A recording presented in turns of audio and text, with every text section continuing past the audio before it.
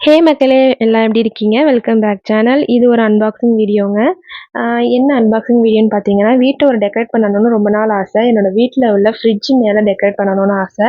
இத வந்து நான் மீஷோல தான் வாங்கியிருந்தேன். பிரைஸ் வந்து பார்த்தீங்கன்னா, ₹160 தான். ₹160க்கு இது ஒர்த்தான்னு கேட்டீங்கன்னா, செம்ம ஒர்த்துங்க. ரொம்ப சூப்பரா இருந்துச்சு. பார்க்கவே ஒரு கிளாஸ் லுக்கோட கோல்டன் கலர் பெயிண்ட் வச்சு ரொம்ப கியூட்டா இருந்துச்சு. நல்லா வெயிட்டாவும் இருந்துச்சு.